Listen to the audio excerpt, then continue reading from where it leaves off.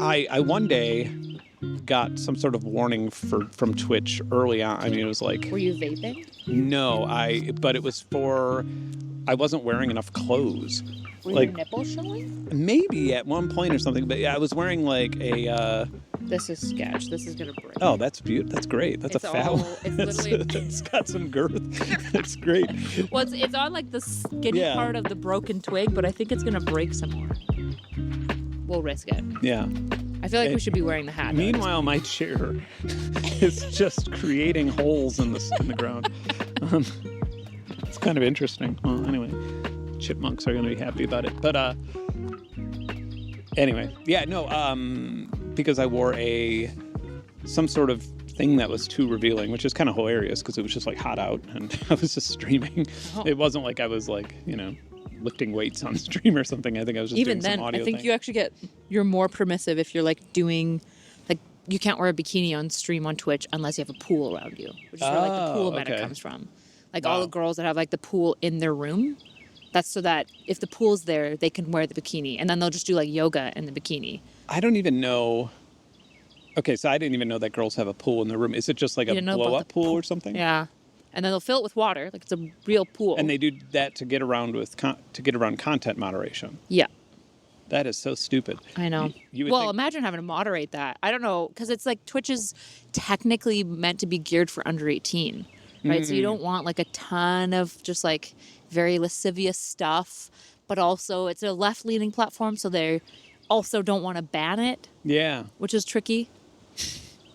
I like how left and right are like more, well, I guess like right now, right wing is more ban happy. Or sorry, left wing is more ban happy. I guess they always have been. Left has always been very ban happy, but also it's hard to know because I feel like the social media come up like really exploded around Silicon Valley and all that stuff. And it's like, is it the left was doing more of this or just that like the people who owned the keys to banning things happened to be left-leaning because Silicon Valley was left-leaning. Of something that was very embarrassing for me for a really long time. I was a fan. My first election that I voted for George Bush Jr. in 2000. I was like a single issue voter at the time. Like, I love war. Yeah. I love it. Yeah. Well, I mean, he was like a really likable candidate. Like, that's true. Ridiculously likable. Yeah, he is a right To this day, I would think like if I had to have a ex-president who's still alive, I guess, I don't know, live at my house for a month, it would probably be him. Like, I feel like Obama, I would love to take like selfies with Obama and stuff, but like realistically, he'd probably like help me around the house and like he just seemed like a good guy. Yeah. Whether he was or isn't is to be determined. Well, cutie patootie who loves war. But unfortunate. Al Gore, Tipper Gore, yes. Her whole thing was music censorship. She was responsible for censoring the Ice-T Cop Killer. Like literally, you couldn't sell it in the United States. The CD wasn't allowed to be sold because it was like too bad of lyrics, basically. Yeah, and I was just like, absolutely not. Not that I had like aspirations to like rap about killing cops, but like it was just like, okay, well, this is a slippery slope that I do not think should open, like as a musician, because that's what I was and what I wanted to do with my life. So I was pretty much a single issue voter, and it was like kind of, I don't know, Al Gore. He wanted to do really crazy things like put the surplus into Social Security, which is nuts. Crazy. And George Bush wanted to bet it all on the stock market. So it made more sense to my. Do you regret that vote? Like looking back, 20-year-old brain. I mean, I don't think it made it. I lived in Chicago, so it made no difference whatsoever. Yeah. It would be like voting for Kamala in fucking North Dakota or something. It's like, you might as well just stay home at that point. I mean, I regret it just because my friends gave me shit once the war after 9/11. Then it was like, all of a sudden my decision changed and my whole outlook changed on politics, I think, after that. But yeah, I mean, I just wasn't, especially growing up, Chicago's its own little microcosm of politics anyway. So it's like, I didn't even really understand the the landscape, even at that time, which is so much different than it is today. Why is Chicago such a like microcosm? Is it just because of like the scene that you were in, or The democratic machine. No, so I grew up in an area that, I mean, well, like I guess like the makeup of my area was predominantly black, and then there was a lot of black Muslim. Like very close to my house was Louis Farrakhan's house. Okay. And so it was like very, very far, almost like black rights was like a very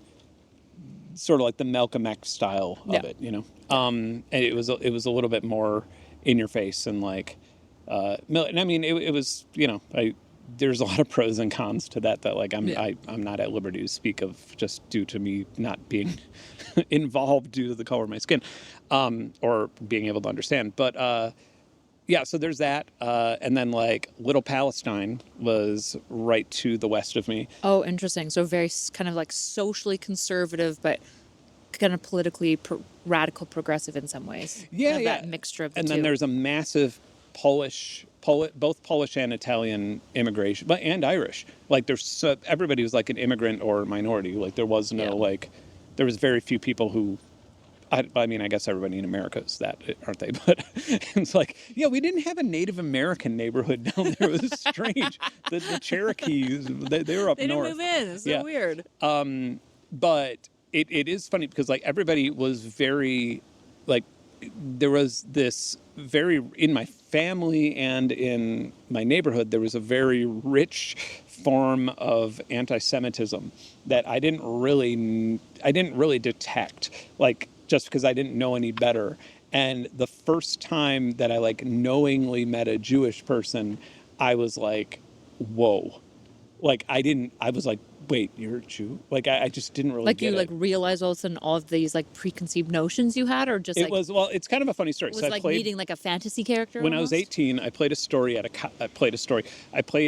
at a college, and it was an utter nightmare, and it was just like everybody was crammed into one tiny dorm room, like me and all my friends and all these other artists, and there was this girl who was like, oh, I have a dorm room all to myself. And I was like, oh, what's your family, rich or something? And I still didn't even know like what that, I figured, you know, and she was like, yeah.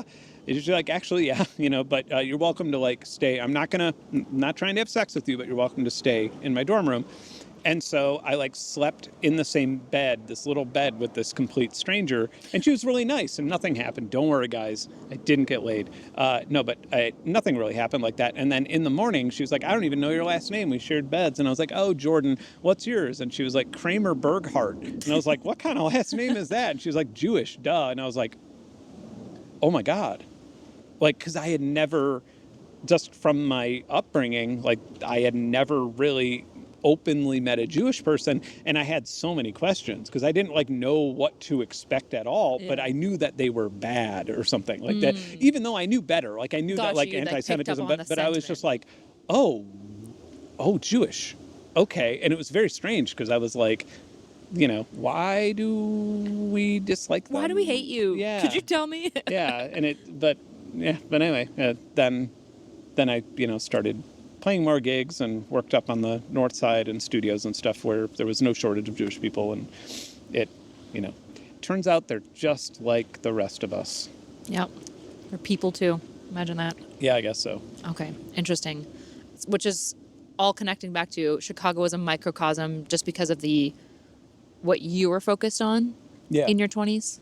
Yeah. Well, I mean, like you weren't tuned in. Yeah. Well, I mean, Chicago, like, I mean, now it's a little bit different. Like, I feel like Trump's, like, sort of culturization of everything, like, everything is a fight against some sort of evil like, I mean, Republicans have done that for a long time, but Trump really honed it in to where now you have places like in New York and Chicago, you will have Trumpers every now and then, or people who just, like, kind of secretly like him.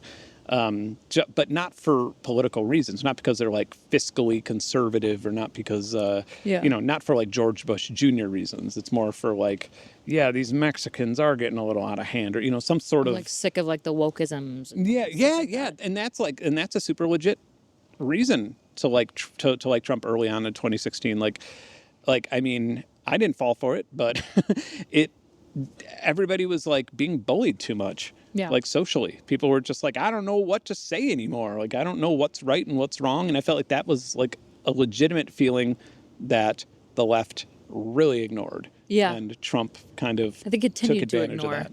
I don't know if you saw the last election. There was a lot of people who voted for Bernie that then in this election voted for Trump. They were like Yes. Bernie voters that went to Trump. Wasn't that 10% or something? I saw some like Pew Research thing on that. Yeah, something like that, where it's like, it seems like if you're for Bernie, there's no world that you would vote for Trump, but Trump represents this like populist change.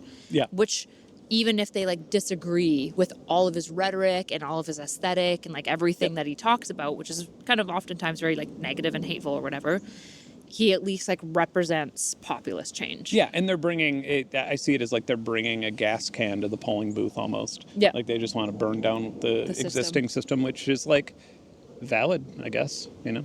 Yeah, that ties in very nicely to your 2 million now video that you put out. Yeah. The Yeah, eulogy of capitalism. Yeah, I think it's going up to 3 or something. It was funny because when I look at numbers like that, when a video does really good on launch like that, it's actually beating daytime like network television, or it's beating network television. Yeah. And that's always like more people are tuning into your show than Fox News. It's not I'm not like, it's not like I feel pride by it, but I feel like it's very surreal. Yeah. Like it's like, wow, this has more impact than like those people on top who see this as the bottom. Like it, and I kind of like that. I dig it. Like it's like, take that, Tucker, or whoever, Rachel, the people who are allowed to talk about politics and be taken seriously. Yeah. Do you feel like, because there was like a really big push into alt media. Obviously, Trump capitalized on alt media a lot in all of his runs, and this last run, the most so, right? Yeah. Whereas it feels like the Dems were super like far behind. Obviously, that's going to change. Being in like DNC areas, every single political operative is trying to be like, how do we get into alt media? How do we get alt media to like us? Yeah. That's like the common question. Have you been approached by anyone in that way? Like anyone asking for consulting or anything? I had passes to the Democratic National Convention, and I looked at this. I got like a schedule in the email, and I was gonna, because it was in Chicago, and I was just gonna go and like go to my favorite restaurants and hang out with some friends. But yeah, I like got the schedule, and I was kind of like, fuck it, I don't want to go, just because it was like, whatever I did there, it would not be what they wanted, and I just imagine that I would probably just be told I couldn't go certain areas and couldn't do certain things, or maybe had to have my footage reviewed, or something like that, which is like, that happens sometimes, but yeah, I just decided, oh, this will be a waste of money. And also I just really couldn't I couldn't make a video on it realistically. It would have been like Instagram stuff or something. Why couldn't you make a video on it? Like, what would the video be about? Kamala is awesome. Like, that's like... Oh, like you feel like you would have had to censor your position or... Oh, no, not even. Like, it's just like, I don't have... me making a video, like, I feel like I have no purpose. One of the ways that I approach YouTube in general is like, what can I do that nobody else is, like, where can I fill a role that nobody else is filling? Gotcha. Because like, otherwise, why am I doing it? Like, if there's already plenty of videos explaining exactly why you should not vote for Donald Trump. Like, there's no shortage of that. So why would how would I add to that, really? Like, it's not like the people who view my channel or subscribe to me are completely unaware of what's happening in the outside world and be like, whoa, wait, Trump is bad? Like, they all know. And they all vote the way that they vote based on, no matter what I say. So it was like, how would I really tie that in? And whenever you approach something where you're like I used to do this when companies would reach out with like really expensive products or budgets and be like, ooh, okay, I really want this thing, and I don't know how to make a video. So how can I make a video about this thing that I'm being offered? And then you have to like start thinking in this way where you're not actually doing what's best for your channel. You're just sort of like, how can I like make up bullshit to get this thing that I want, whether it be like a synthesizer or, money or whatever it is. But like you were trying to fit the ads and promos into your channel and like morph your channel to satiate that rather than only taking the sponsors and ads that naturally will fit in. Well, early anyways. on it was easy. I mean, early on it was easy because a company would say like, "Hey, we really like your content. We'd love to see your take on this keyboard or something, or this synthesizer." And they would just let you go. And they would just say, "Yeah," and that was like, and now it's a bit different because my audience has like diversified so much intentionally. I want it to be. Yeah. And so now if now of course with like my view counts and sub counts, every audio company is like, hey, you should do something with this. So we would really love for you to check this out. And it's like, well, how am I going to make a video about that? Like that is actually going to scale with the rest of the channel. I'll cover it on a stream, and then they look at my stream numbers and they're like, no, we'd rather have a video. And it's like, okay, well, that's too bad. Like, I don't. So yeah, I mean, that's sort of where it's at now. But with the political thing, I don't really have anything to contribute to politics. I mean, in terms of that election. And I feel like if I did have a really strong thing to contribute to politics, I would probably just try to avoid running for office for a really long time until I couldn't stand it anymore, and then I would run for office. Oh, if you want to contribute to politics, you're going to run, not just make a video. I think I would like not want to for everything in my life that I enjoy. I would just be like, I don't want to do that. That would be horrible. But I think inevitably it would just be like, okay, I'm running for senator or whatever. I feel like your video on a capitalism though is like separating economics from politics is, I would argue, like kind of like tries to fun, like it tries to, but I guess in my mind it's kind of fundamentally like impossible. Like economics is just very tied to politics. Sure. Well, like economics, or like an economist is almost more of a like macro psychologist than a mathematician. They because the economy is driven by psychology, by vibes. And so even an economist who's doing like supply chain or doing things that aren't necessarily markets, and so like it is a huge part, and it was easier to look at like the economy and politics in one big take, probably in like the 60s, 50s, 60s, 70s, but over time it just got, I guess it got more psychological. Like politics just became more about a weird culture thing. And so like right now, when we think like, can you call Trump fiscally conservative? Like he will say he's fiscally conservative, but like he's if doing you tax cuts and stuff right, like but that. if you actually look at like if you look at his spending, or if you look at like where our debt went the last time he was president, like it's astounding, and it's the craziest. I believe he spent more money than his administration spent more money that brought us into further debt than any other administration. And so so we can blankly say that he's not fiscally conservative if we just look at that simple metric. But now we have this like weird superposition where people exist in completely different realities, where they say, well, no, he is. And it's like, yes, but look, that the sky is fucking blue. Look at that. And they say, well, no, but it's red. And it's like, nope, it's fucking blue. And you end up, and that's sort of, when we first did the first Bridges episode, if you remember, I was like, I don't want to talk about politics. I don't want to like dive in. And I think I said that publicly too. Like, I'll do it, but I don't really want to talk about politics, because I imagine that any conversation with Destiny would just be like, I didn't know much about him. And so I just figured, okay, any conversation with him is going to be him grilling me about politics and me either agreeing or disagreeing. And the problem is when you disagree, then immediately now you start to argue about what is real and what isn't real. Like it just devolves into that. And that's just boring. Like, plain and simple. It's like a boring conversation to have. It's like, this happened. No, it didn't. Yes, it did. No, it didn't. It's like, let's just not. Like, I'd rather. Yeah. Why do you think it's, I feel like politics content is also like so readily consumed right now, especially with all the tariffs and stuff. So you find it boring, but obviously people are tuning in to the conversations. What do you think is like capturing people so much with this conversation? Like Piers Morgan, people watch that shit like crazy, even though it's the same thing. It's team sports. It's your team versus the other team, and they wrestle it out, and hopefully your team gets more dunks. Like literal at this point, like rhetorical dunks, like a sports game. Yeah. Nobody's actually trying to engage in like what's true anymore. Why is it so popular? I mean, I'm sure the tariffs are creating an enormous amount of content and viewership of that content.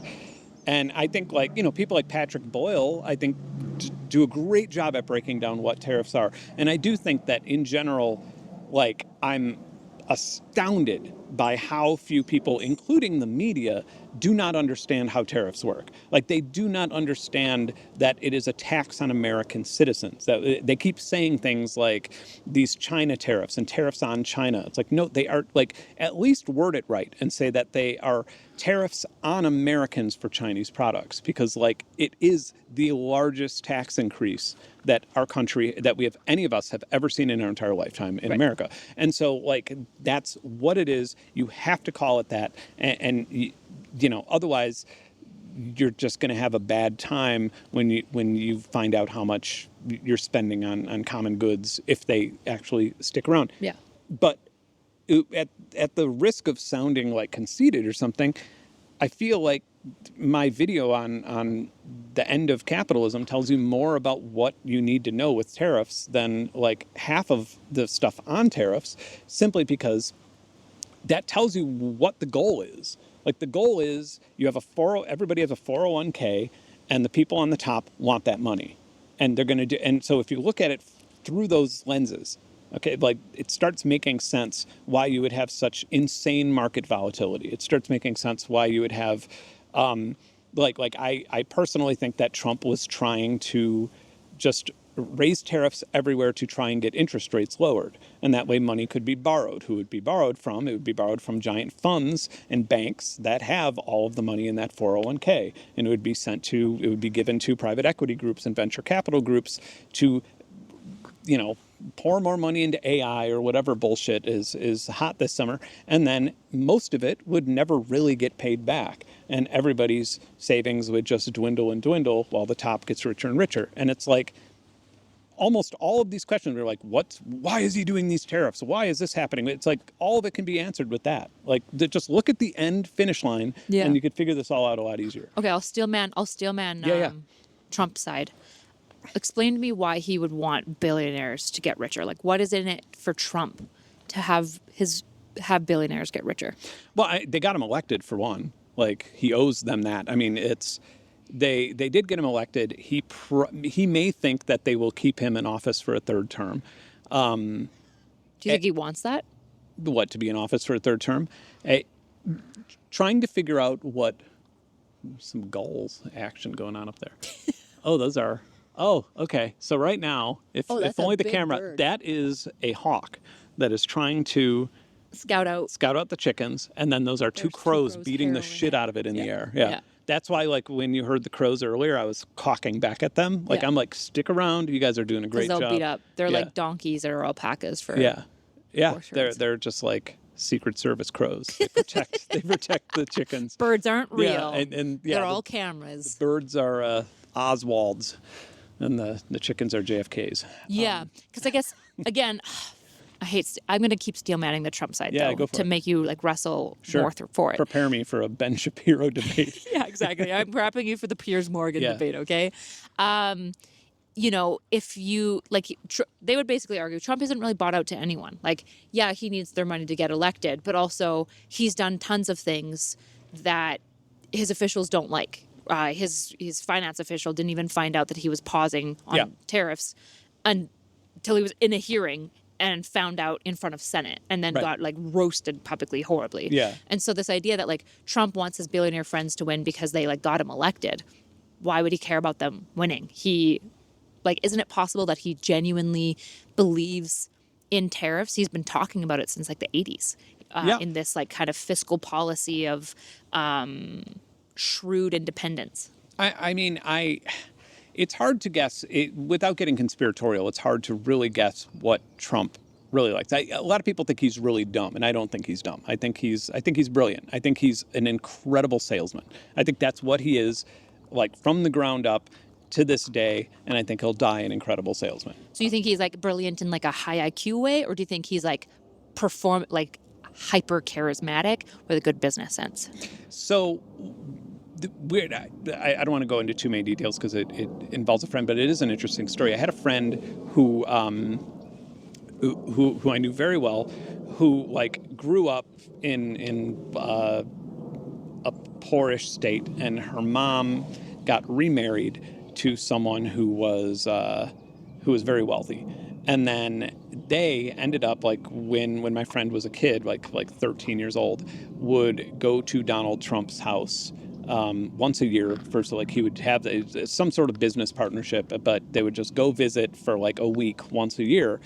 And this was when Trump first started doing his like birther stuff with Obama, when he started being more of an Like asshole. birther, you mean like the birth certificate thing? Yeah. So this is like before he ran for president, when he was just kind of like getting louder and more obnoxious as a reality. Yeah, buddying up with Richard Stone initially. Yeah. But my friend was like, it's so weird to see him like this because he was one of the nicest people I ever met. And I was like, what do you mean? And she told me that like the first time she went there, it was this like, crazy palace of a house in New York, I guess. And she was like really kind of nervous and didn't want to talk. And he was like, do you want to see my cars? And he like brought her down to like see and he wasn't like creepy or anything. And he was like, he like showed her the cars. And then I guess he like brought her up into this room that had like a bunch of like really nice vases. And he was like, whoops. And he broke one. And he was like, I didn't even really like that, but I want you to know that if you bump into something, you break something, you spill something, it's fine. Chill out. Like, do whatever you want here, enjoy, play with the cars, have fun. That's why you're here. And like, apparently, like the way people would speak of him in that sense, outside of the politics, was that he was like really warm, really inviting. Everybody felt really, really good around him. And I mean, that is the trait of an amazing salesman. Yeah. Like, that's not somebody who gives a shit about like somebody else's feelings. That's somebody who like wants that family to love him, so they continue doing business with him. Quickly and excellent. And so anyway, trying to like figure out what he wants and what his motivations are. I think like when Elon gets involved with his like weird pro-apartheid accounts that he reposts and follows and like all of that stuff, and like scraping his obsession with like having babies, having white babies. Yeah. It's very passed down from his dad in large part. Yeah, his like sort of like scraping against eugenics in a lot of his posts and stuff like that. I mean, that like gets the conspiratorial part of my brain where I'm like, is there actually some larger thing about control? I don't know. I just think that like when you get to that point, where like there is nothing that your money can't buy, then it's not like your greed or jealousy stops growing. It's not like that. You never get satiated. And so then it's like, well, what do you need then? And you just kind of get hyperfixated and obsessed with it, where you just need to keep scaling that power, and it gets beyond money at that point. And so it's like, so a lot of people say, well, yeah, what does a lobbyist mean to Trump? He's a billionaire. And it's like, well, it means power. And he's interested in power, and he might not be thinking about dying. He might not be thinking about another term even at this point. I assume he is, but like he may not. Like he may only be thinking about controlling everything that he can have control over. And I think that it's like out of a pleasure standpoint. Like, is there? Because when I hear like control for control's sake, there are some psyches that can establish that. But is it? And again, I understand I'm asking you to mind read Trump. Sure. So I understand that we're hypothesizing here.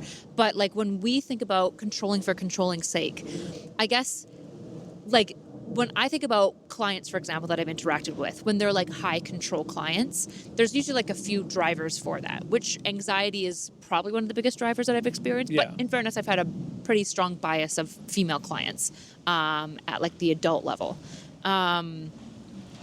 I guess, like, what does he want to control? It doesn't seem like he's interested in leaving this crazy legacy, because he's not even being, like, he's nepotistic to some degree, but, like, it feels like he's elevating Vance a lot more than he is, like, Donald Trump Jr. or whatever. Yeah. Well, I mean, maybe ask a different question, like, what does Putin want to control? Like, what does Putin possibly have to gain from taking over Ukraine? I think when I think about, so if I imagine Putin, I think Putin genuinely believes that Russia should go back to its original Soviet borders, Right. and is owed that. I don't think he cares as much about the people there. I think he's like done a lot of like mental justifications, but he sees Ukraine's breadbasket. He sees all the benefits of having Ukraine, and he like has this. I would say Putin has like probably a super nationalist, maybe even ultra nationalist Sure. perspective Yeah. on Russia, right? Whereas I don't know if I think Trump is super ultra nationalist. I don't know if I'm actually bought into the fact that Trump loves America Yeah. in the way that like I think Putin loves this conception that he has of Russia. I mean, yeah, a big part of me also thinks that, like, I don't know, who knows if I'm right or wrong, and this isn't like, you know, I feel like it's kind of inflammatory to say it one way or the other, but like, I feel like I feel like it's hard to believe that Trump is actually as racist as he seems, in terms of like, I feel like that's actually difficult, but I could be wrong. But I feel like that is just such a good drum to beat on to gain support. It feels like we would have had the reason why I have a hard time buying like, do I think he's racist in like the classic way that most white Americans have Yeah. like white preferentialism? Yeah, obviously, right? In the same way that he's sexist in like the kind of cultural sexist way that's just everywhere. Yeah. The issue is that I feel like with how much incentive there is to dig through his history, if there was like this long-standing history of a more aggressive, explicit racism, I feel like it would have been unearthed and like highlighted, I suppose. Well, I mean, he did get in trouble. I mean, his first controversy was the federal government. It was proven that he wasn't renting to black families with his properties. Yes, yeah. Then he was firing and he wasn't allowing blackjack dealers to deal at tables. Yeah. So I mean, there is like this Yes. long legacy of racist things that's far more than like anybody I know, frankly. Like, it is pretty bad. But at the same time, it feels like the drum. Here's why I don't get it. Donald Trump is at heart a capitalist. Yeah. Like racism isn't driving him in the way that like spreading seed is driving Musk. Right. And you can see it. Yeah. He's at heart a capitalist, and he's so anti-immigration, which those two things don't make sense. Like, if you, like, so for example, with tariffs, if you wanted to raise tariffs to some crazy level and keep that around, if you opened up the borders, within 10 years of a lot of suffering and a lot of turmoil and it would suck for everybody.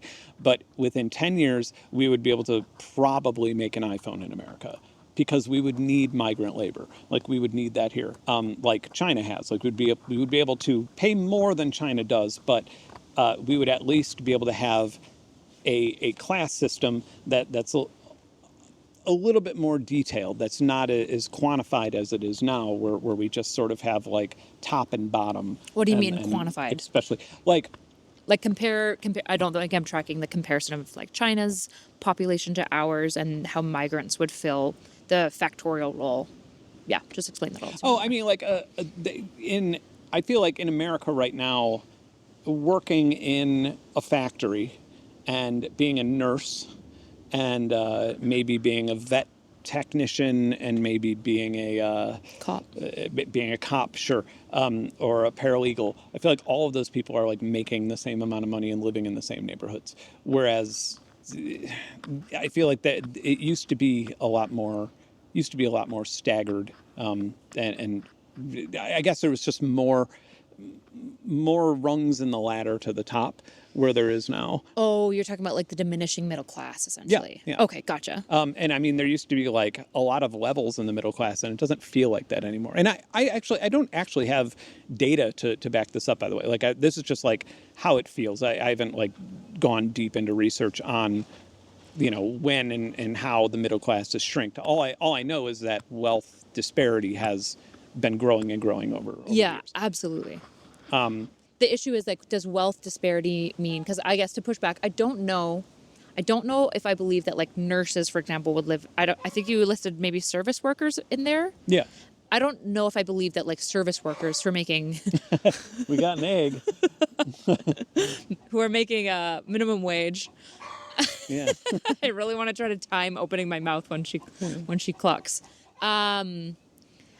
I don't know if I would believe that they're in the same neighborhoods just because of the disparity of like. Oh, minimum wage. But the thing is like minimum wage used to be lower middle class. Yes. Minimum wage now is poverty. Yes. Yeah, Okay.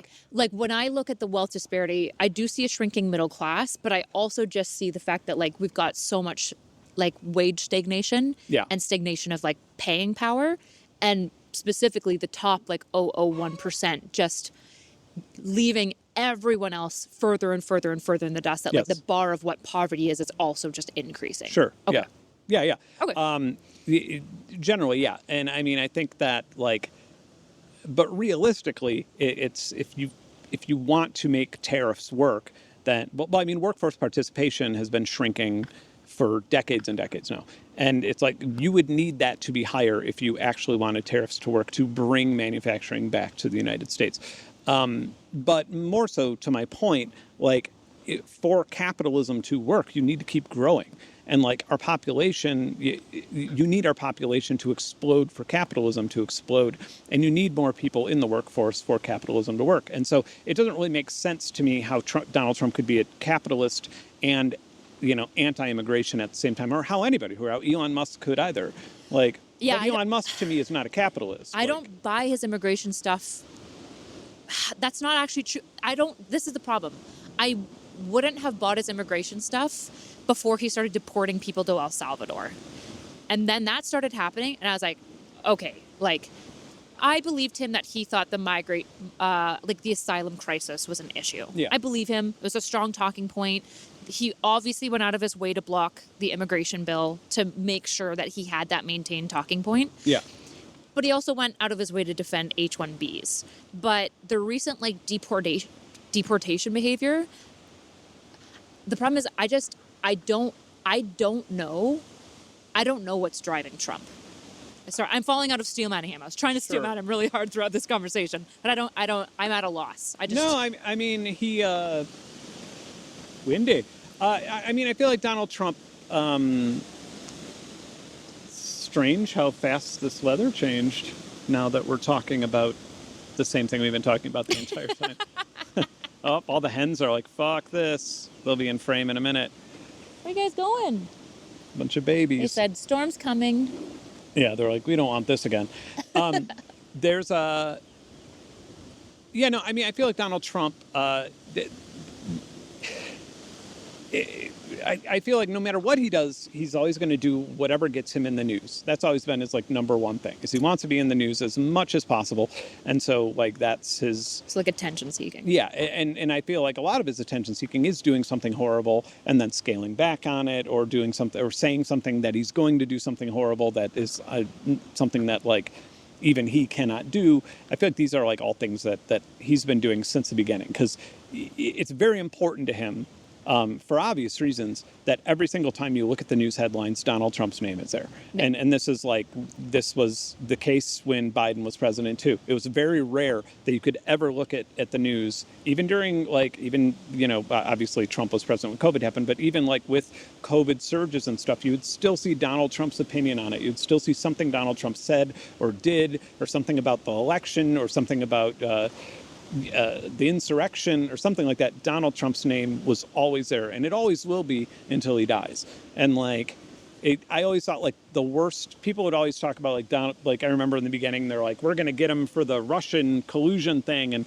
And that's treason, and treason is punishable by death and all this stuff. And it's like, literally the worst thing you could do to Donald Trump is not pay attention to him. Yeah. Like put him in prison, he'll get attention. People will call him falsely imprisoned, or, when he dies, nobody's going to believe he died of, well, I mean, we will, but like, a huge portion of the country is going to believe that he was murdered no matter how he dies. Yeah. You could literally hold his heart saying, I am having a heart attack on stage at the White House, and people will still say he was poisoned, or he was told to do that. He did that for someone else, or, there's always, but that's his whole lore. That's what he built up.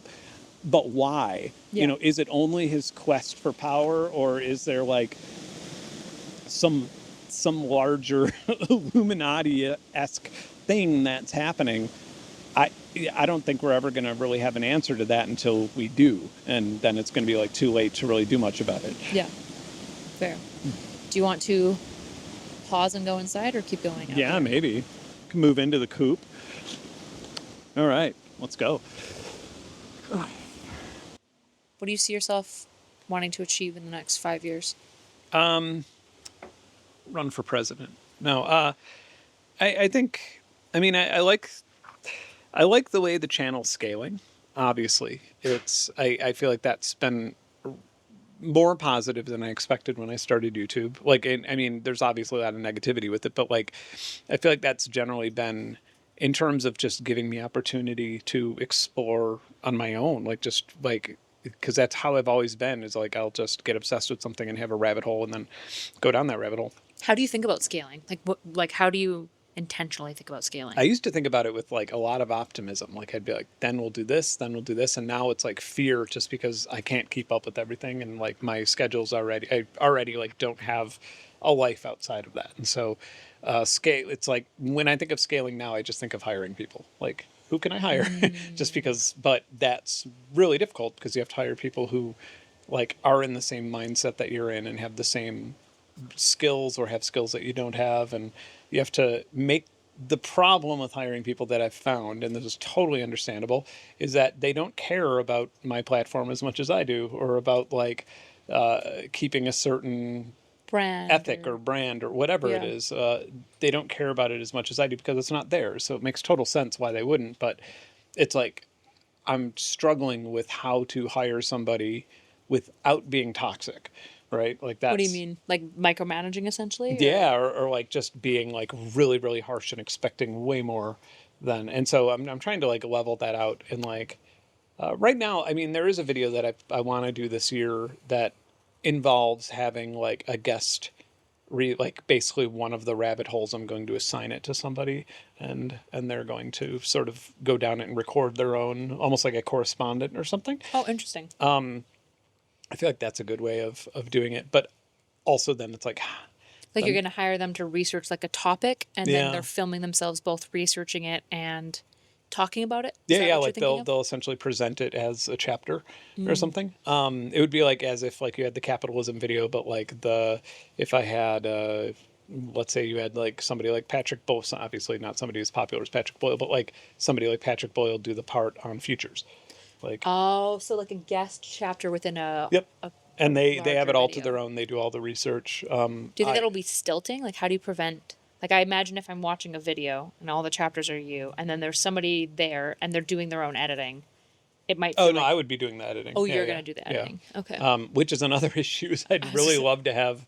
I'd really love to find an editor, but I'm finding now that like I've always, even like I think I even watched like an interview with Mr. Beast where he was talking about like the first time he hired an editor, he was like, nobody's going to be able to do it as good as I do, and then they end up doing it way better than he did, and like, and I feel like I'm not having that experience. I feel like the few times I've hired an editor, I mean more than a few, I've never used the content because I've done the micromanage thing, and then I kind of got more, and I was like, okay, well, I'm spending more time trying to Micromanaging this explain person the vibe. and just making this person feel like shit. Yeah, I feel like finding a good editor is super. I feel like I'm very lucky with where I've landed. I feel like me and my editor are pretty in tune for the most part, and I think his skills complement me. But it's a process. I feel like so many most big YouTubers I know, especially that do like video essays, basically self-edit. Yeah. They just can't trust anyone else to do it. Well, I mean, it also comes from like my entire career as a musician. I've been editing audio when making music. Like it's been like hyper editing every single little millisecond. And so part of it is like really familiar, and in that sense, like staring at a screen for a week straight is kind of not that foreign to me. Although it's like, I mean, I'm in that process right now of my next video, and I absolutely hate it. And I'm, like yesterday, I think I edited for maybe 15, no, I edited for 14 hours, and then I had a 2-hour stream. So it was like 16 hours in there, like, from wake up early until go to bed in the middle of the night. And like, yeah. But, yeah, I mean. Do you worry about hiring, like, if you're working 16 hours a day, like one thing I think a lot about with staff is like the type of culture that you establish around you. Like before, I don't know if you consider yourself a workaholic, but 16-hour days, especially if you do that all the time, is a lot. And then if you hire an editor, there very, very few people are going to be able to maintain any level of similar schedule, which could create this like natural tension of, even if you're being graceful about it and understanding, it still establishes a bit of like a corporate culture around you of work hardedness that's maybe beyond what most people can manage. Yeah, I think that like there's also like one of the things that I thought would be good, and this is if I had an editor in real life. Like it's funny, in my studio I have this little like coffee area that's like a sink and a big counter, and that was made with someone else working there in mind, like somebody on a laptop, if it ever came to that, or if like that was sort of the plan. And the reason for that is because like I do think that there are areas where like if I edit the timing of a video, and if I take all the shots, put the timing in, and then have somebody else put in the on-screen assets, and then I would probably, but as long as I have access to that same session and it's more of a collaboration, I feel like we could probably do better than what we do now, or what I do now. But the most editors you just send material to, and then they send you an edited video back, and I feel like that just in my style can't really work unless I really got lucky, or unless I really met somebody who jived with it properly. Yeah. When you think about like your philosophy or like approach to life, because you're very much, it seems like a person who's got, I feel like every time I talk to you, there's like a new hobby I learn that you have. Yeah. And you like, it won't just be like when I say hobby, it'll be like, yeah, I bouldered for like 5 years and I know a fair bit, but like I'm not an expert boulderer. Sure. But like for you, hobbying means like you tend to take it to like the extreme degree. So what do you think drives that behavior of like diversification? Is it tied to a philosophy of life, or where does that come from? I mean, I don't like wake up and go like, I gotta just get up and grind and make it worth it. Like, it's not really anything like that. I mean, part of me would think that like, it's like, at the risk of being like the emo, part of me would think that like some of it is just from like, you sort of escape things sometimes when you constantly work and when you constantly go deep into projects. And it's like, and I don't think that I'm like escaping any sort of like tangible or describable thing. I think it's more like when I'm bored, I don't like my life. I don't like being bored. Like I went to a few years ago, I went to the beach for a week with my partner, and it was like, everyone could see that I was like way out of my element because I had nothing. I mean, I was literally like, there was no waves, and I was literally just like seeing how far I could paddle on a paddle board in like no waves. And then I like put on a snorkeling thing. I was just looking at nothing in the, just cause like, and then like counting how long I could like snorkel, because like I needed to get lost in something and I had nothing there to do it with. And yeah, I feel like, I don't know if this is like a more masculo typical thing. Like I feel like a lot of, like Nick and I will talk about this, how like sweet. Wow. I mean, it's impressive because that's like a mile away. Yeah, that's like really far away. Really that person has a tiny penis. Like, imagine. Oh, he's coming. Oh no! Oh no! He's going away. He's going away. He is coming. But I feel like I used to be a lot more productive. I was very much like never read fiction, never really did leisure. If I was walking my dog, I was training my dog. Like I was just like a hyper productive person. As I've like worked on my own like mental wellness journey, I feel like my productivity has decreased, which has been a really, really frustrating trade-off where I'm like, I'm like happier now. And my relationships are way better, but I also am so much less productive.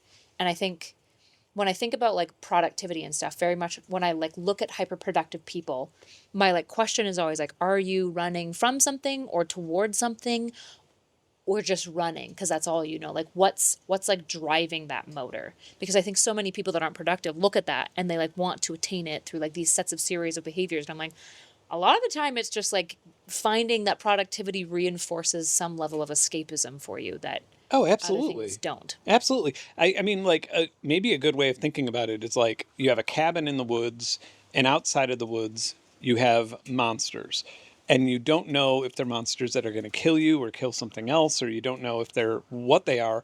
And the problem is that I guess for this metaphor, when you open the door, you can't see anything.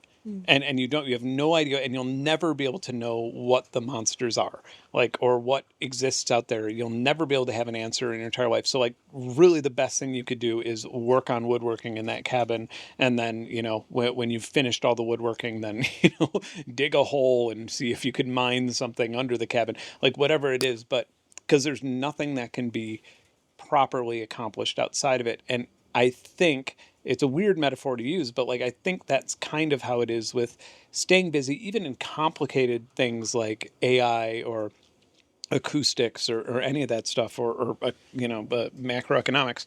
Because like outside of that box, you have these questions that don't have answers about like where are we, what is reality, how do like quantum timelines, where do you fit into those things? They're like bigger questions, and your brain just wants answers because you're a human.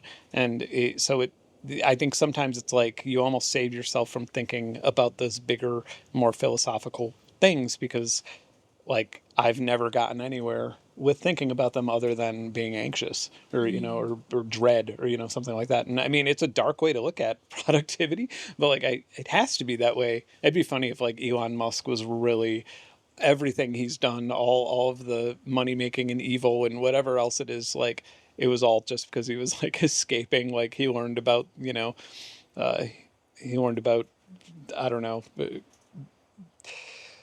it, false vacuum decay or something, and he's just like trying to avoid thinking about uh, the Higgs field collapsing. Some level of like Yeah. existential like Mm-hmm. disconnect. Like I believe I wouldn't be surprised to find out that Elon Musk is like genuinely on the spectrum. Just because his social skills and whatnot are very like he's very socially off, Oh yeah. right? Which is tricky because especially for autistic people in general, but also all people, sometimes early childhood trauma can look very similar to like autism, right? So Yeah. there's like a saying I remember one of my clinical profs had for like boomer men, where they're like, is it autism or PTSD? We'll never know. Like, Yeah. we'll just diagnose one of them and see which one helps them the most as a diagnostic. I mean, Elon Musk's. I've like watched an interview with his brother where they talked about their childhood, and it seems like it's pretty trauma filled. I mean, like his brother, or Elon, apparently got like bullied a lot, which you can kind of see now. Yeah. Like, He's but super saying insecure. that as somebody who was bullied a lot when I was a kid, like you could kind of see that. It's really interesting in men, especially. Maybe I just don't recognize it with women because I haven't had that experience, but with men, you can really tell if somebody was bullied, like in many cases. And I mean, I even asked them on social media. It's funny, I just did this the other day where somebody was like really, really sticking up for Nintendo suing someone and putting them in prison. And I just asked him, I was like, were you bullied as a kid and did you not fight back? And they said yes, and I didn't fight back because like I didn't want to get in trouble. Okay, so I interpret that as like you didn't fight back because you were scared, which is okay because you're a kid and you're scared. And now, and the way that you like seal that off in your head is you appeal to authority. Like I did what's right. I didn't commit violence. I let this happen to me for this because that's what authority told me to do. And it just reinforces you as long as you think that. So when Nintendo does sue somebody and put them in prison, you say, well, yes, but they were selling mod chips, which is illegal just recently, but Yeah. like it's this. And then me, on the other hand, I'm like, fuck Nintendo, burn them down. And it's because I fought back eventually. And I had no, I proved that authority was like failing me. And so now I'm like very anti-authority minded to the point where it's like, when it comes to like how I see police and stuff like that, it's often like I feel like it's my biggest like weakness in terms of like not being logical or fair about something. Like I'm just I tend to hate authority so much that I'm not even fair to it. Like, but yeah. That's really interesting because there's this it's a kind of woo-woo psychology, but I think there's something to most woo-woo psychology. You just have to dig for it a little bit, which is very big about like rescuing your child's self or whatever. Yeah. And in many ways, one thing that I found, one of my favorite things that happened in group therapy, I used to run existential group therapy for women recovering from addiction. And so often you would see like the same core issue, like being bullied, and then the way they go about coping and functioning for the rest of their life to compensate for that hurt Yeah. will be opposite.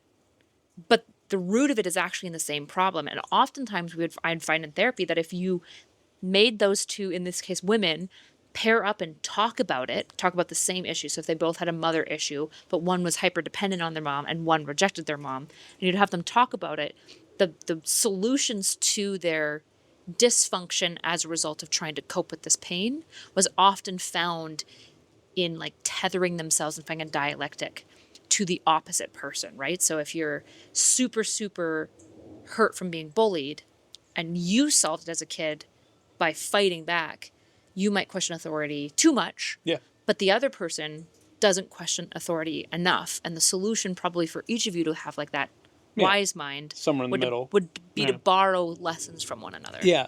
And it's also weird because like in my case, like, I mean, my childhood in general was not great. It just sucked. And like, there's very, if any, if I could look back into any like, you know, pre-teenager moment where I'm like, oh, I wish I could go back to that. Like, I feel like most people look at their childhood with like some good and bad memories. And like, it's almost as if like the good ones are just erased or something. And the bad ones are pretty distant too. But like, I wouldn't change it based on the trajectory that it sent me on. Like especially being a musician and working for myself and, you know, I think the last time that I had a boss, I was like 19 or something like that. Maybe 18 or 19. I haven't had a real job since then. And like, I think that is due to that anti-authority mindset that's sort of ingrained in me in a way where it's just like I can't imagine having a boss. I can't imagine giving somebody that much control over me. But like, and there's bad parts too. Like I hate flying. Like the main reason I hate flying is because like you have to appeal to authority. You have to get on a plane and you can't get off no matter what happens. It's so like helpless. Yeah, and like it's like that makes me so uncomfortable. I went to a Seth Meyers show, to one of his filming shows last year, and it was like probably the most uncomfortable I've been in like 3 years because you can't do anything. You can't look at your phone. You can't sit like in a certain way because you're being filmed, and so as part of the audience. And so it was just like this terrible feeling for 30 minutes while this thing filmed because I couldn't do anything about it. I just sat there in like stress and panic just because like I didn't have the option of having any control. I could sit still just fine in my yard knowing that I could get up and like take a piss if I wanted to. Okay. So that's interesting because when we were talking about Trump, you were talking about like his need to control. Yeah. Which is something that I think is I don't have like a super big need to control.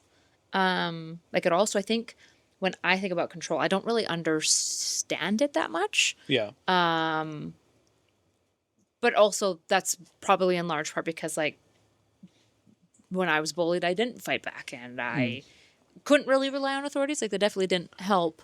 But just in general, trusting others by and large to do what they're supposed to do has been kind of like the process of my life. Like that's something I'm just very used to. So what do you think, like when you think about control, like what is the ick feeling you get when being told to sit such and such a way? It's not so much me having control over a situation as much as it is me not having the option to do what I want to. And obviously you can't always do what you want. And I think that like some parts of that are like there are some truths within this. Like, for example, like, in like when I fought get back against my bully, if I fought back the way that I fought back now, like if I were in high school now, it would have been, and especially if it was like in a suburban school or if it was down here or something like that, if it wasn't like in an inner city school in a really bad area, it would be like almost in the news. It's like, it's crazy to think about it that way. And I'm not saying that like school violence is a good thing, but it's like, it's such a different world. But on the other hand, like I would have never made a living as I'm comfortable saying that I would have never made a living as a musician if I didn't do illegal things in the beginning. Not with me, but I mean, selling drugs, illegal gambling, things like that. Like, that's just the world I kind of came from. And it's things that I was familiar with. And, and I did a lot of illegal things to get out and to be able to actually go on tour and to Like be able to afford the down payment, essentially. exactly, Of being a yeah. musician. And and then I eventually did less and less illegal things. And, and then in my 20s, by the time I was in my mid 20s, I was more or less making a living off of music. It was a frugal one in the beginning, but it was like, and then it kind of grew from there. And so when somebody says, well, you have to respect the law, it's like, well, fuck that. The law didn't respect me at all. Like, the law did, it's people, it feels like a privilege. Following the law is really a privilege for a lot of people. Yeah. Like, it's something that, like, well, you have the option of going to college instead, or you have the option of going to work at one of these companies rather than dealing weed, or rather than stealing this thing. And a lot of people don't have that option. A lot of people, like, you starve, or you don't have a roof over your head, or your family doesn't get fed if you don't break the law in some way. Or it's even like, it's like, I think that's very interesting. I remember, this is a really weird example, but I was getting on a Frontier flight. You know how Frontier is like those boxes you have to fit your personal carry-on items onto? Yeah. And I remember they were forcing every single person to do it. And I noticed very quickly, as I was like standing in line and watching, all the people who got through no problem were men, and all the women had to leave and try to like reorganize their bags and fix it. Yeah. Because I realized as long as you were just strong enough to just keep jamming your shit down, they would because the guy was literally just being like, did it touch the bottom of the box? Okay, you can go. Yeah. And so then I got up and I like pointed this out to him. I was like, the only reason like this older lady isn't going through the line and me and my husband are, is that my husband's strong enough to push this bag down. Yeah. Right. And I think in many ways, I've been thinking a lot about like this left-right divide and the educational gap that we are also seeing amongst the left and the right, which is very much like people who are institutional, which, to be clear, not everyone on the left is pro-institution. I'm very aware of that. But there very much is this experience where experiencing the institutions working for you is, to by and large, some level of like privilege. Like being able to go to school and experience this, like, and have school respect you and not have a whole bunch of problems is a privilege. Like, I think about all the men that I know that have dropped out of college because they were a little bit maybe more edgy in their positions and they got punished, really poor grades and stuff. And they were like, well, fuck this place. I'm not even bothering. It makes me think a lot about like how in privilege philosophy, we talk about like the illusion of choice, and how very much, I wonder how much when it comes to institutions working, it's by and large, the gap that we're seeing is like this illusion of choice, and that people who are very rah-rah pro-institution see all these choices because the institutions make it very easy to make these choices. But for people who the institutions don't work very well for a myriad of reasons as to why they don't work well, people will go like, well, the institution gives you all these choices. And they're like, yeah, but every single time I have to go up against the institution, there's so much resistance, there's so much difficulty. Yes. It's not a choice. If you were playing a video game and one zone you can live in and the other 1,000 zones you'll get killed in, you might say this video game has 1,000 zones you can play in, but it doesn't. It has one. It's an illusion of choice. Yeah. Well, I mean, institutions are from my perspective, having dropped out of high school, it's, and now where I'm at in just doing private research, for example, stuff like that, it's very weird to see institutional gatekeeping from this level, whereas before it made sense. It was like, well, yeah, you go to college, you get this education, and then you can write a research paper, or then you can have an experiment, or you can even, a lot of people who don't go to college, they're like, well, I didn't go to school, so I can't think about these things. I can't do that. And it's like, I mean, you just witnessed me in the kitchen. Like, I didn't go to college for astrophysics, but like I'm setting up a whole rig to do deep space imagery. It's like anybody can do anything.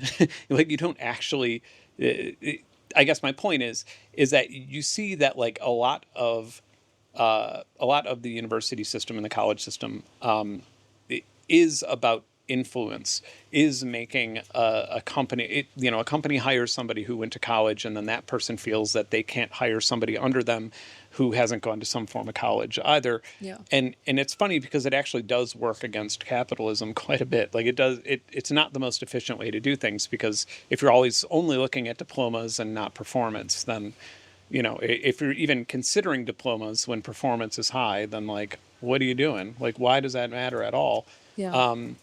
I don't know. And so I guess seeing it from this perspective now, where primarily the biggest, so for example, if I decided to write a paper on, I don't know, if I discovered something in space, right? Or if I decided to write a paper on economics, if I made my capitalism video on, if I made it a research paper, it would have never been published, because the person deciding on whether it should even be able to be published will be paying off, is likely still paying off student debt. And that when you try to publish a paper, you have to say where you went to school. You have to say, and so right off the bat, they're like, well, this is a quack. This person doesn't know what he's doing. And so the only difference there, like, I still made money off the video. When I do private research, I still make money. I make way more money than I would if I did like public or university research.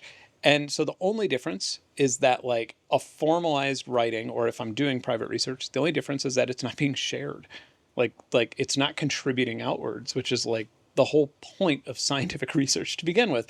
And so what part of me has like gotten on this kick where it's like, well, what if we took like the sort of thought process that went behind like Bitcoin and did that for scientific research? Like what if there was some way that, I'm not talking about like crypto scheming, but like what if there was some way to actually make a merit system that wasn't based on the individual, but was based on the research itself, and it was anonymized.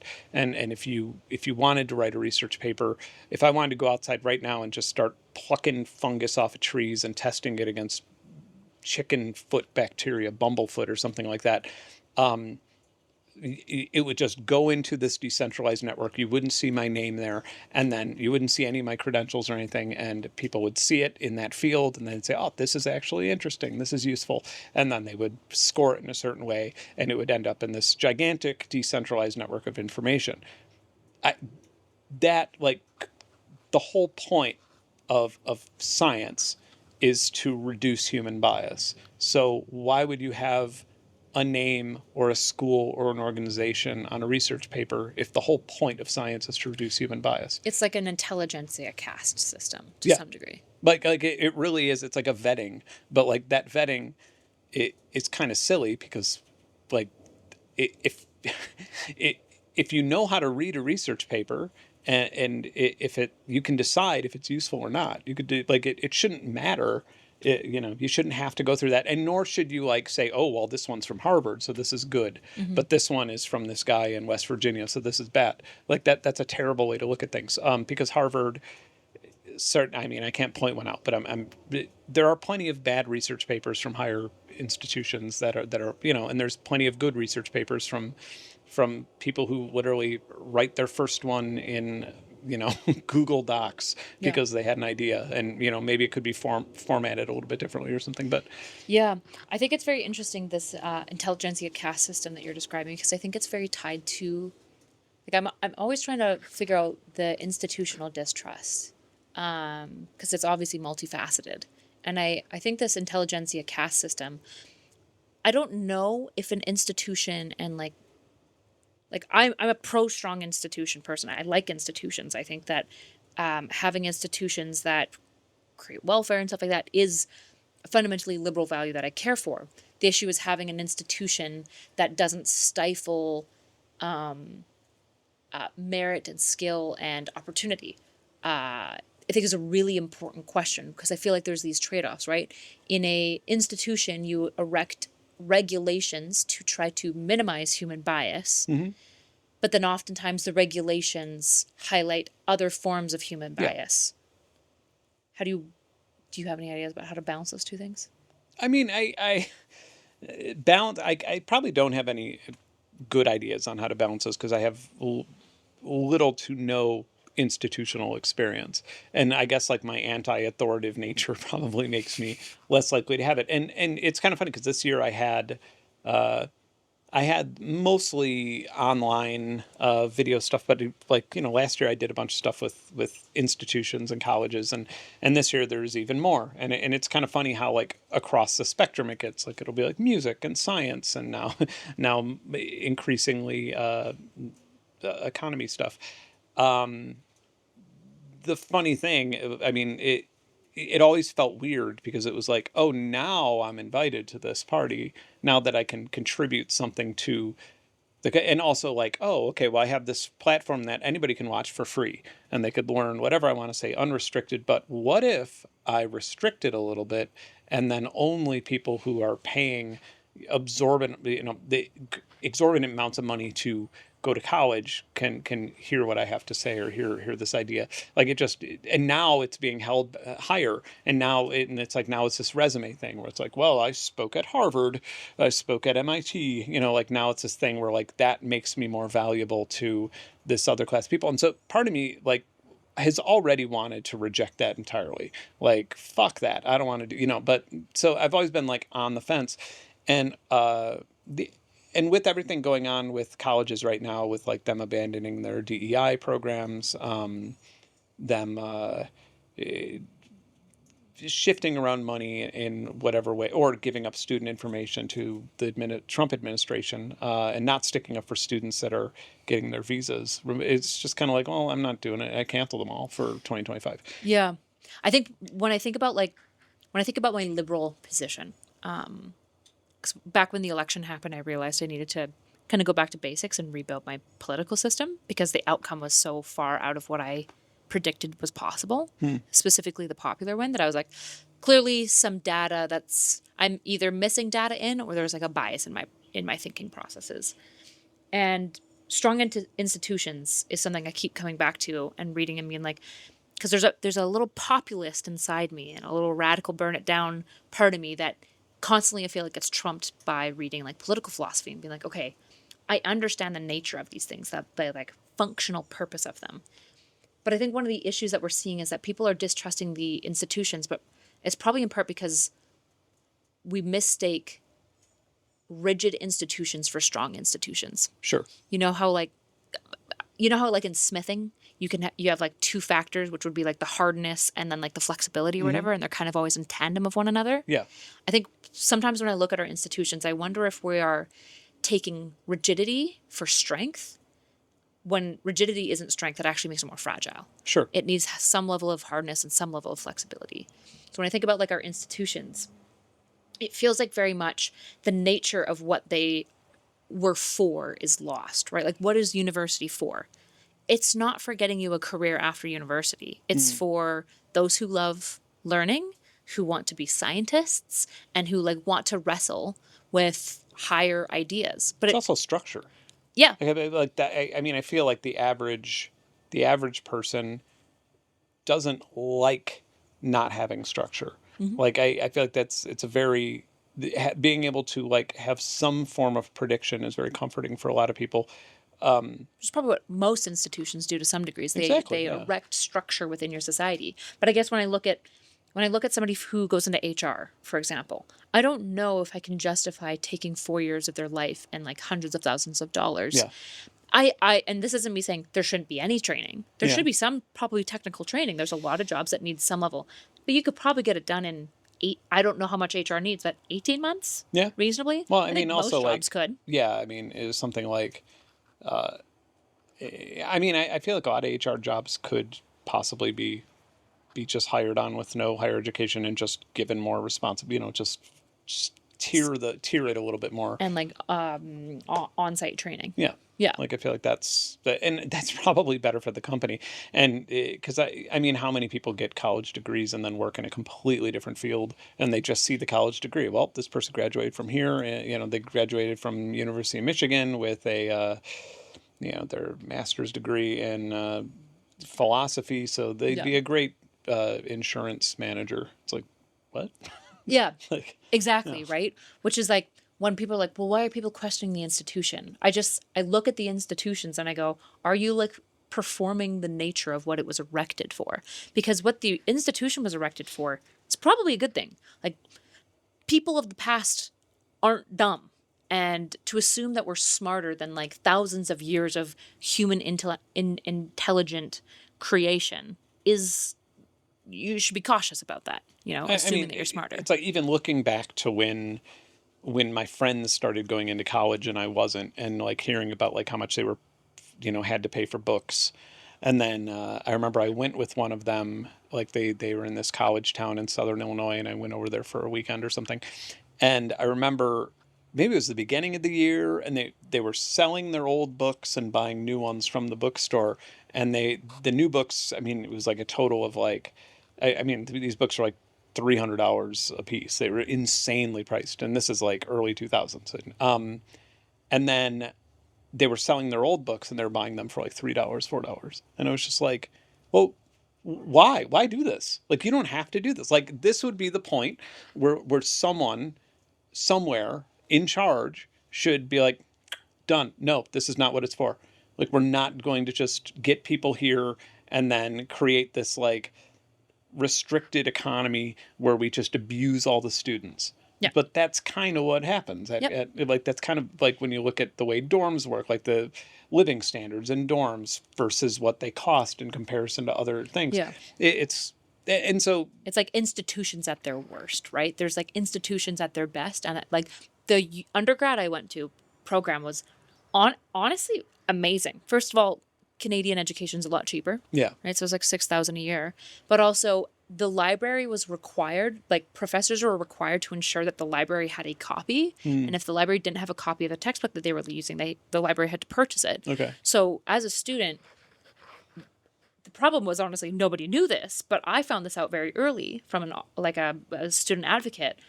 Every single class at my undergraduate, you could just go to the library and rent out the textbook you needed for 2 hours at a time. You had to return it. You couldn't take it off premise. Yeah. And it was like beeper alarm, so you couldn't steal it, which was a good idea. But I basically, once I found that, I only bought textbooks if I was like, I know that I'm going to want this after university as like a referential tool. Yeah, I guess I just always looked at, and then, so like this is something that like I just recently there's a bit of controversy over. But in that case, like that's a wonderful example of why piracy can be a good thing. Like why piracy frees information, because like I'm sure whoever wrote that textbook is not a millionaire. I'm sure they are not reaping the reward of all of that like abusiveness that's happening. No. And then same thing with like research papers. Like how many are behind a paywall? The scientists, the people who write it, the scientists or whoever they are. I can't. I don't.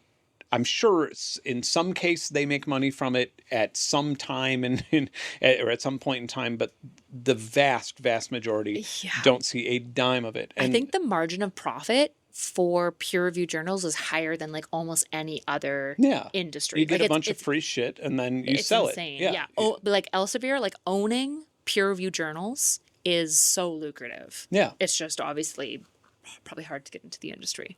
Right.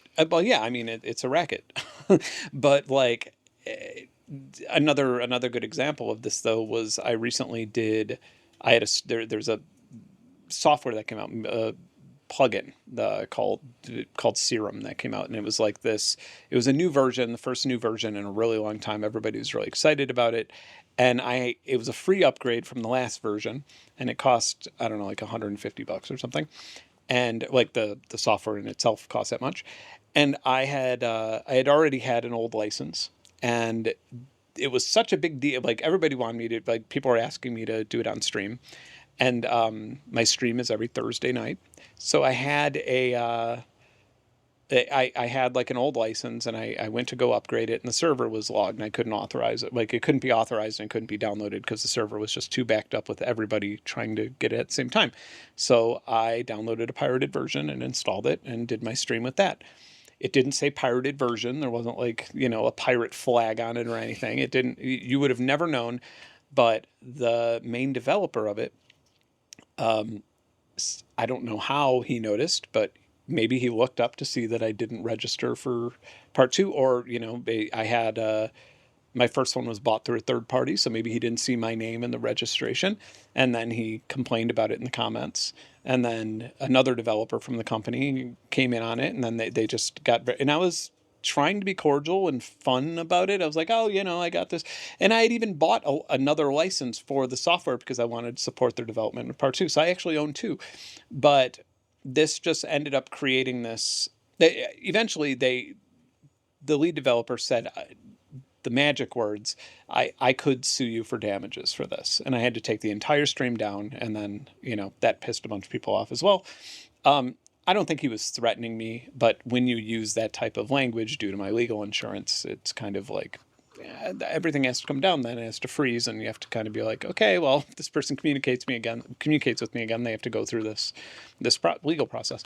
But I just had to kind of quickly be like, hey, sorry, the stream came down because I was using the pirated version, but just so you know, I do own the license.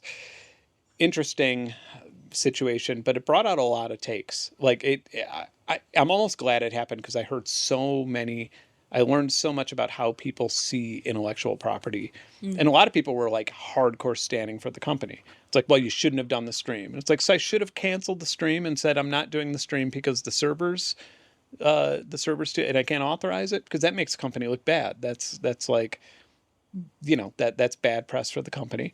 And that's also like, I can't showcase this thing that like will generate, and it did generate sales in the stream. People were literally buying it in the chat, and so it's, I don't know. It was an interesting, the reason I'm telling the story is because it's kind of related to that, where it was like it was interesting to hear how a broad range of people see a situation like that. How many people will just say, no, it's still against the law, which I don't even know if it is against the law to install pirated software, something that you own a license for. But how many people, it just surprises me how many people will just say, no, this is what we were told to do, so this is what's right. When it's like, is it though? Like, no, like, why not ask, is it right? Like, especially when it comes to intellectual property, where it's as silly as having an idea, putting a price on it, and then if you violate that thing, you could be put in a cage by the government. Like, that's really crazy when you think about it in simple terms.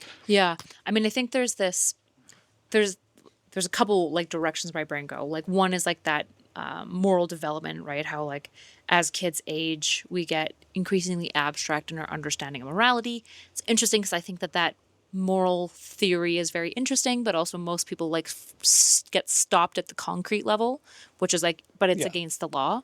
But also on the flip side, appealing to the nature of things, being like, it's the nature.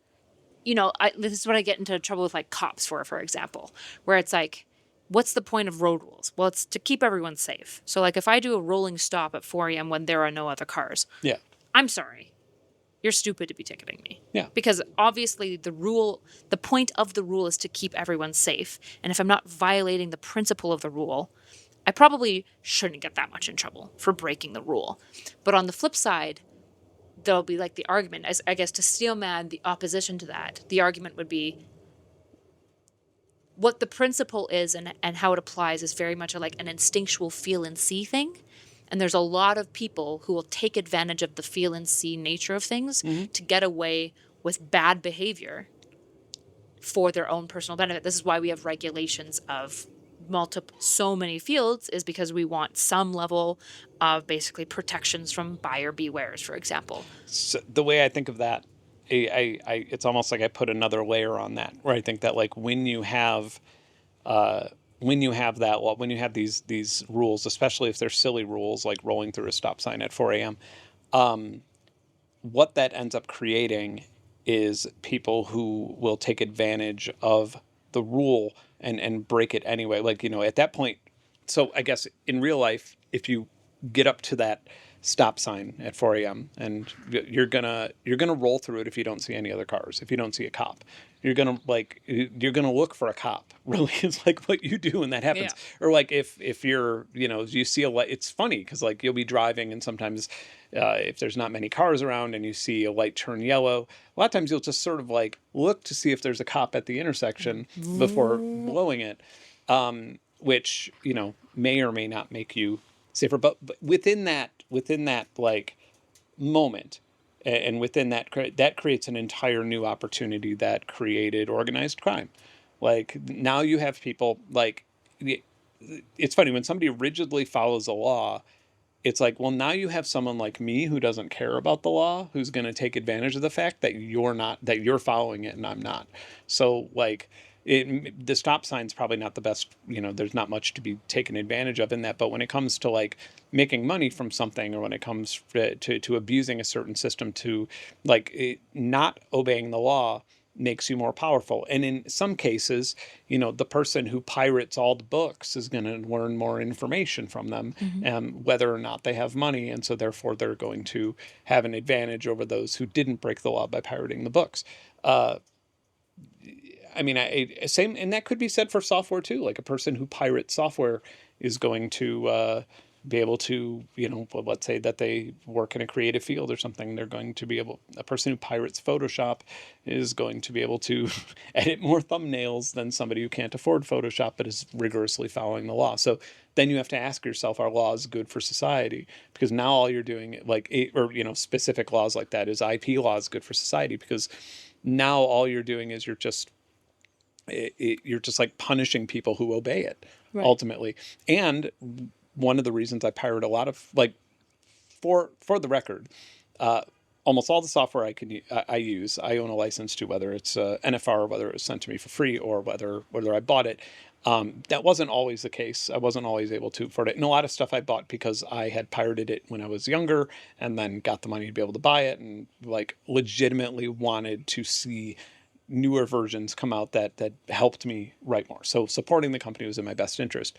But a lot of the things that I own a license to, I pirate because going through the process of like proving that I own it to the company is more hassle than I want. Or you have to install a software center that stays online all the time in some cases, or other ones you have to have a fucking hardware dongle that stays plugged in. It's like, I don't want to do that. Like, but the people who do that are the people who pay for it, and the people who don't do it are the pirates. And so it gets really lopsided. But like I said, like that, whenever you make a law, there's a chance that you're creating an opportunity for those who don't care about the law. And like organized crime is a great example of that. Like prohibition literally fueled an entire industry. Well, I mean, the war on drugs, right, like our drug laws fueled the cartels. Right. Like, every time that we complain about fentanyl or something like that, it's just like, legalize it. Right. Legalize it. There's no use importing it to the United States if it's legal here, and if it's being created here and being safely given to people. There's less overdoses if people can just go to a clinic and buy heroin, right, and buy pure heroin and know exactly how much is in it. Like But on the flip, right, you don't want a society with no rules, right? You want murder to be illegal and investigated, because in countries where investigations are less rigorous, where there's a lot more corruption, you see a lot more crime as well, right? So it's like it's this interesting dialect which all societies are struggling with, which is essentially, when does structure become rigid, inflexible, and therefore destructive? And when does erosion of structure lead to like all of your society just piling out and falling out into like a messy, ugly goop that's not really super functional for anybody? Which I think is it's a dialectic as old as civilization. Yeah. That isn't easily answerable. But when I guess to tie it back in, when I think about institutions, I feel like this Elon Musk audit frustrates me, because I think in many ways all of our institutions do need to get audited. Yeah. There's a lot of probably just old. It's not even, there's probably policy that is benign, that's just harming people. There's old redlining policy that just needs to get looked at. It's frustrating though, because obviously the way that the auditing is being done feels inherently untransparent, at least when I look at it. I'm not overly impressed. It feels like less auditing is happening and more hacking and chainsawing, with the plan to re-add later. But the problem is that in a bureaucratic institution that's as massive as USAID, USAID or whatever, you likely won't know the ramifications of cutting X funding or X policy potentially even ever. A, because the feedback system doesn't exist. How do people in Ghana really explain to you Right. anything about how this policy affected them? They don't even have a way to get back to you. But also sometimes there are policies that are benign in nature, that are fundamental, that we don't even realize it. And even when we get rid of it, it might take us like 20 years to realize it. It's like, I think of the erosion of a unified moral system that occurred as we moved the church increasingly to the outskirts of society. I'm not opposed to moving the church to the outside of society.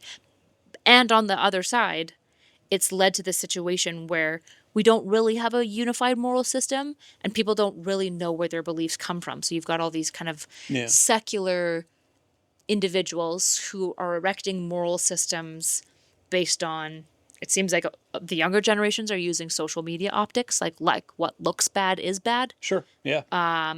Or like kind of secular objectivists where they're like power differentials are inherently bad. And it's like, they're not. It's when they're abused that it's bad, right? And so that's like kind of the concern of the auditing that I have for Musk. I think with the Doge layoffs and all that stuff, I mean, my first thought process there, or the first thing that I thought of is in 2020, I think it was 2020, it was during COVID, it was when there was COVID lockdowns. I did a lot of I did one large freelance job for Homeland Security that was, without going into too much detail because I don't know how much I can't even say, but it was essentially like looking at reports about acoustic weapons that were from the Havana Syndrome in Cuba. And so it was essentially just looking at that and like analyzing them and seeing if it was possible. Or seeing if each one was plausible physically, right? For those who don't know, what's Havana Syndrome? Havana Syndrome, in the last decade, there's basically, wait, I'm trying to like, how much can I or can't, like, do I know anything that isn't public about Havana Syndrome due to reading those papers? Let's just say, look up Havana Syndrome oh no, only 10% battery remaining. Look up Havana Syndrome. Basically, a bunch of people, a bunch of U.S. representatives and employees were in Cuba, in Havana, and they were hearing a sound, and they felt like they were getting sick from the sound, and so on and so forth. Anyway, I did that, and I thought to myself, if I got that email from Elon, I would have quit. And I was making, like, government jobs don't pay great. Like, we do, like, a big perk of having a government job is, like, a huge perk of having a government job in any case is knowing that you're helping your country.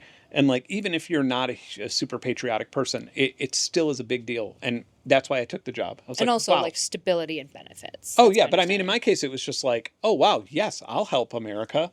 Like, it was very, even though, like, with my beliefs about the government and everything else, I still was very, very proud to have that job. And, like, the thing is like, if you fire somebody, they're just going to go to the private industry and they're not going to come back. And so now that we've done this to all these probationary employees, now they're finding jobs in the private industry. And now we're finding out that they fired too many and now they need to get them back. And I'm assuming a lot of them are going to be like, fuck off. Well, the worst part is the people who are most likely to come back are the people who probably weren't skilled enough to get hired elsewhere. Yep, so exactly. You're probably getting the least skilled, even just like least experienced people, right? Yeah. If you have less experience, you're probably least likely to get hired. And so you're just getting probably some of the freshest people back. Like the worst kind of culling. Yeah. Yeah, and I mean, with things like the National Weather Service, like with NOAA, it's like, are you crazy? Like, do you know how difficult it is to find, like, a meteorologist or a weather scientist? Like, that they're just going to go work for a news organization and have a much easier life and make way more money, or they're going to do, like, private research, and you're not going to be able to issue a tornado warning this time next year. Yeah. Like, but anyway, we're out of batteries, I think. Yeah, it looks like it. Yeah. Any last thoughts? No, I wanted to talk about the change up in this. It's kind of funny. I was on your last episode and now I'm on this episode, and it's almost as it, and Destiny got replaced by Lucy, which she doesn't talk nearly as much. Yeah, you're much quieter, unless she sees somebody coming up the driveway. Then she's talks a lot. But maybe in one of these future episodes, I just feel like, just so people don't think we're hiding avoiding, it. yeah. Yeah, The we're not I know. avoiding I was thinking, I was like, we should probably get to the elephant in the room at some point, but now the battery's almost dead. Yeah, I literally talked about it before starting. Like, oh yeah, we should address that. We should talk about that. Not that I have much say in it. It's like, yeah, I thought he was a nice guy when I met him. That's my opinion on Destiny. Like, I don't really know anything else.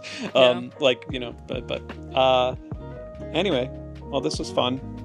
Do you have a sponsor that you want to read, or is this pro bono? Is this pro bono? This is pro bono. There is a sponsor for one of the episodes, but not this one. Sweet. Yeah. Cool. Yep. Later. Yep. Yeah. All right. Hi, editor.